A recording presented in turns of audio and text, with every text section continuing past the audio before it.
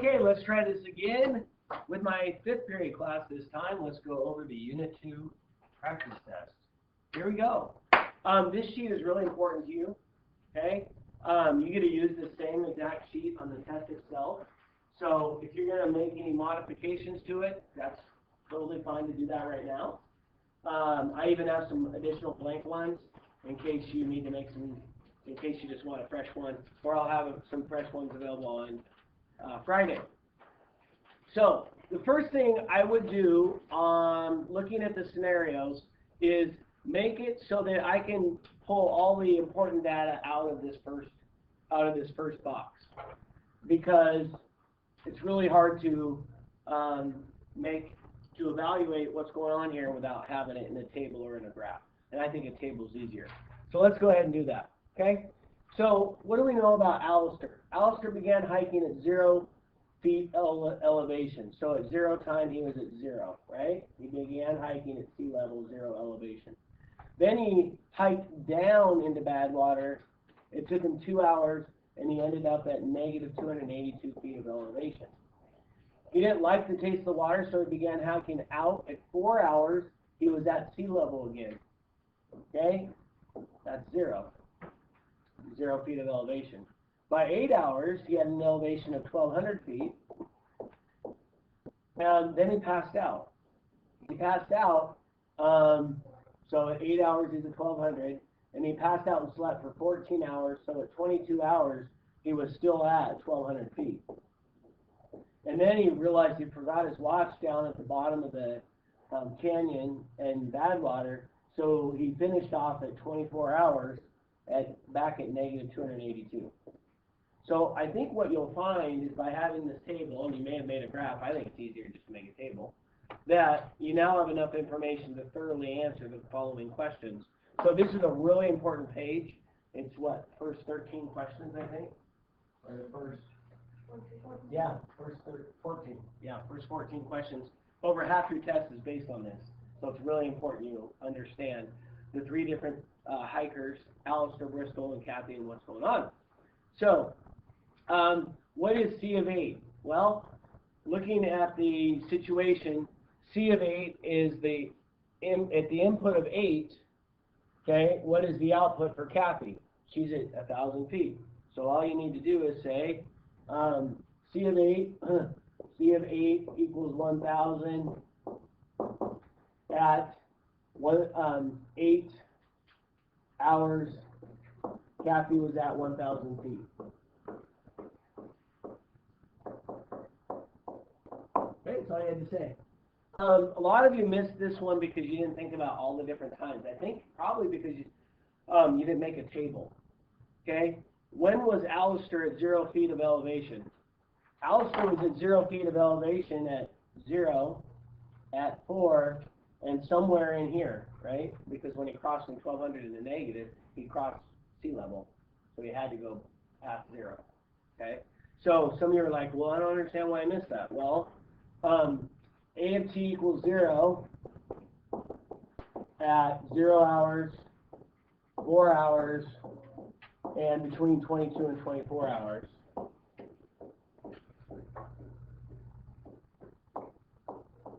So that's when he was at 0 feet of elevation.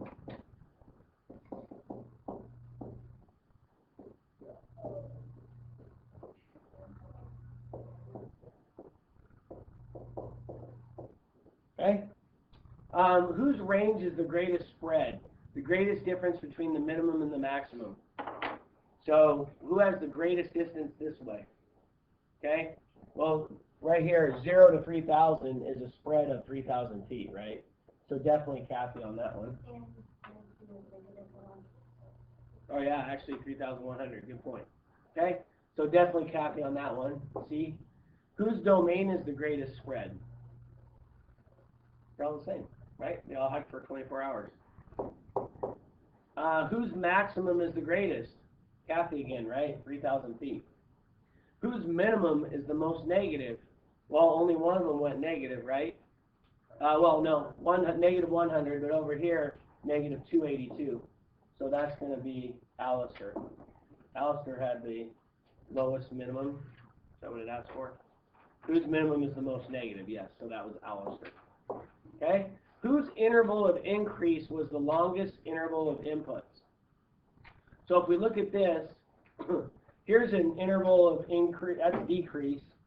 This is increase, that's only 4. Look at the graph here. How long is it, this level of increase, how many inputs is it? What's the difference in inputs? It's 8, right? 0 to 8 hours. This one's 4 hours. This one's 8 hours. And then over here, the greatest level of input is 4 hours. So it's going to be Bristol on that one. So that one is Bristol. B. Whose interval of decrease is the shortest interval of inputs? So we're decreasing now. This is how much? What's the interval of decrease? 2. That's the lowest. Okay. This one has a decrease of 4 and no other decreases. This one has no decreases. So this one has a decrease of 2. Only 2. That's the lowest. Okay. So that one was A. Now, what input is it necessary for Kathy to have an x-intercept? So when is Kathy going to have an x-intercept? Whoops. Kathy is going to have an x-intercept somewhere between 8 and 12. Right? She already has one at 20, and she has one, that's it, right? So she has to have one at between 8 and 12. So, so other than the one in the table, some point between 8 and 12. Good point. Okay, number 10. What is the range of Bristol? What is the range for Bristol? Bristol's range is what? Between 200 and 800, right? Does it include 200 and 800? Yes. So we use brackets on that one. Okay, so that would be A. Whose maximum comes first in the 24-hour interval? Whose maximum comes first? Kathy. Okay, this maximum doesn't come till the end, and his Alistair's doesn't come till way later either. So that one will be Kathy. C. What point in the 3 situations are they not a function? Okay, all 3 of them are functions. There's no vertical lines in there, right? For an input, there's not 2 outputs. When Kathy, find when the output is 10 for Alistair. When is Alistair's output 10? So Alistair's output is at 10, somewhere in here, right here, right? Somewhere between 4 and 8, it has to cross 10 feet. And somewhere between 22 and 24. So 4 and 8 and 22 and 24. So right after 4 hours, when he was climbing out of Badwater, only when he forgot his watch, or both B and C. So be careful on those, please. Read through all the choices to go, wait a minute, because you should have seen that there were 2 in the table, and then you should have said, wait a minute, that only includes 1. I better read them all. Okay, what is Alistair's y-intercept? Meaning, okay, let's refresh our memory. Y-intercept, where does it cross the y-axis? Okay, well, this is the y-intercept for Bristol. This is the y-intercept for Kathy, and this is the y-intercept. So they're right there in the table or on the graph, where their starting point. Okay, so that one is Alistair was at 0, Bristol was at 200 feet, and Kathy was at 2,000 feet. Thank you. Okay, so that first page was worth, what did I say earlier? 18 points, over half the test. Okay, so really make sure you like your 3 situations, and if you want a fresh one, I'll give you a fresh one so you don't have it all scribbled up. Okay, which of these are functions? Does this pass the vertical line test?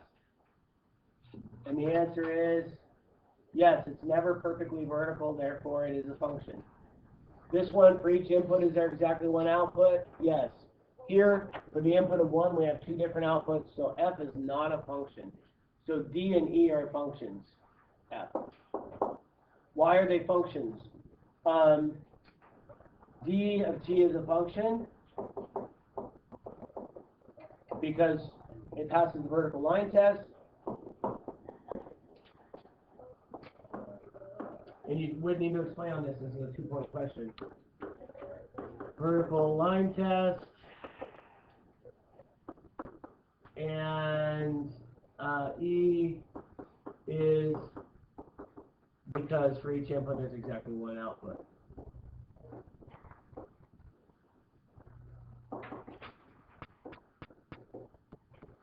There's exactly one output. Did you say that because FSP has more than one output, like one input? Yeah. Basically, there's a same way. Yeah, it's just saying it. Yeah, it's fine. Okay. Next, which relations below are functions? Okay. Here we have 3 and 3 in different outputs, so that doesn't work. Here we have 3, 4, 5, and 6, so we're good on 2. Okay. Here we have for the input of 0, we have outputs of 4 and 0. That doesn't work. And here for the input of 6, we have outputs of 17 and 19. So 2 is the only one that's a function. You have a domain with only numbers from 0 to 4. Okay, whole numbers. So that's a discrete function. It only includes those numbers. So this is the only right answer.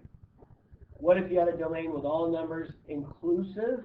Inclusive means it includes the beginning and end. And what if you have all but not the endpoints? Then you're going to use the parentheses. Okay? Now, this is Mortensen, and I guess she really is related to Wesley. I didn't know that until yesterday. She's a teacher at Evergreen. But, so she's going to let her child, she's going to let her, how old is the child again? Doesn't say. Okay. She's going to let them invite 18 friends, so there'll be 19 people there.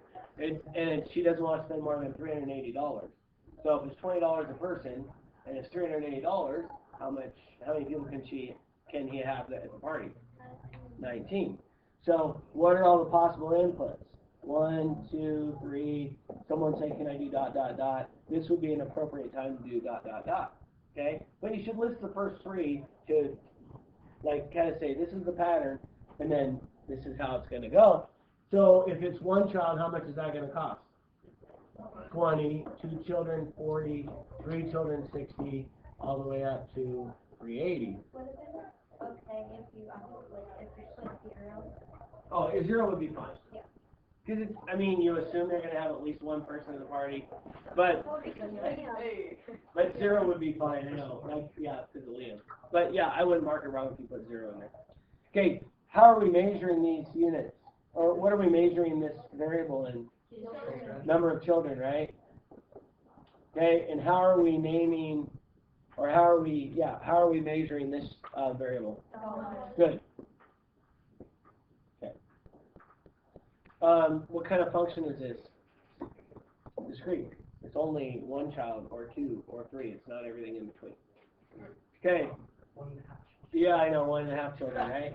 So if my output's 22 and this is my rule, what input will give me that output? I can set them equal to each other and get negative 3x equals 21, x equals negative 7.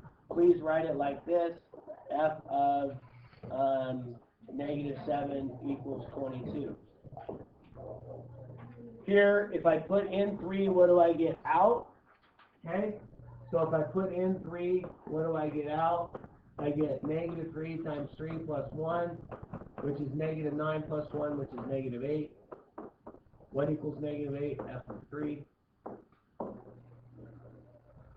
Then I have my g function, g of negative 10. So if I put in negative 10, what do I get out? Go black here. G of negative 10 gives me 2 times negative 10 plus 9. Negative 20 plus 9 is negative 11. So g of negative 10 equals negative 11.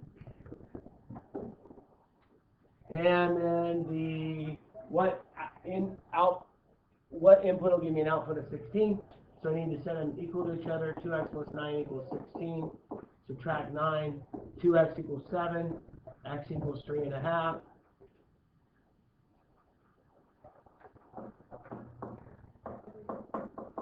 So G of 3.5 equals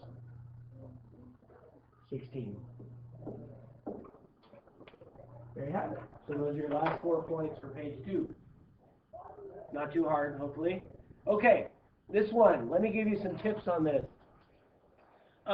What I would do is I need to focus on where does my graph need to go. So let me just go through this with you real quick let me move these out of the way and explain. Okay, so first thing, I know my domain is 2 to 6 and my range is -2 to 5. So this way I need to go from 2 to 6, okay? So I'm going to take my ruler and I'm going to rotate it.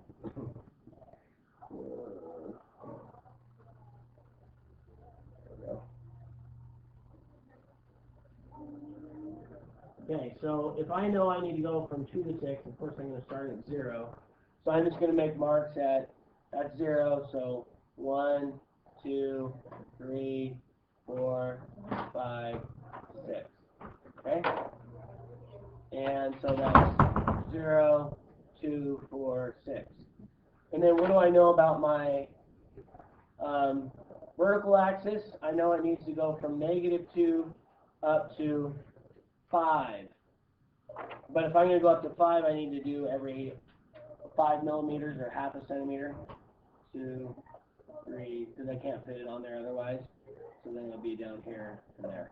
Okay, so -2, -1, 0, 1, 2, 3, 4, 5. Now, this probably would be worth 2 points because it's a pretty involved problem, but we'll see. So now then, what is my range? My range goes from -2 up to 5. My domain goes from 2 to 6. So I know that my function graph has to go in this little section right here. Okay? Has to go right in here. So then what do I know about it? I know that it increases from 2 to 4. I know that it's going to touch the domain at 2 and at 6, so it's going to be filled in. And I know that f of 2 is 3. So at the input of 2, my output is 3. So I know that point's on there. Okay? I know that it has to increase from 2 to 4. So I can put a little dash line there too. So it increases here. Does it touch at 5? It does not touch at 5 because that's a parenthesis. So it goes up to 5, doesn't touch, and then it's going to go down all the way to -2 where it is going to touch because the -2 is a bracket. There you have it. Should look pretty much like that. Could be a little curvy, could be straight, but that's what it should look like. Okay, and then the bonus. So what do we know has to be true about this one? We know the range is -5 to 3, so I have to have both -5 and 3 in my table. I know it increases here. It's increasing here. I know it is decreasing here. So then I go, well, and I know there's also an x-intercept in here. So I know it needs to cross the x-axis. So what if I put -5 here, 3 there? Does that satisfy the x-intercept? Is it going to cross? Okay. And then I go, well, if it has to decrease all the way to -5, what if I went 0, -1, -2, -5? Have I met all the stipulations? Definitely do this one in a pencil. Does it increase from here to here? Yes. Does it have an x-intercept in here? Yes. Does it decrease from here to here? Yes. Are -5 and 3 on the table because they're part of the range? Yes. So that's why that would be the right answer. So don't give up on the bonus. Definitely, give it a try, and I expect people to get the bonus right. So hopefully that helps you. Hopefully you feel more confident now. I did put some things in Google Classroom for you to go look at it if you're feeling like you need some more practice or time. Plus, we're going to spend the rest of today working on a Jeopardy to review this, so that'll be really fun and helpful, I think. So if you guys go to your Algebra Classroom page You can see that I have put links in here. There is a link to, there's a link to evaluating functions in Khan Academy. There's a link to interval notation in Khan Academy. There's some worksheets you can access here, and all the notes we took in Unit 2 are here also. All right, that concludes the practice test.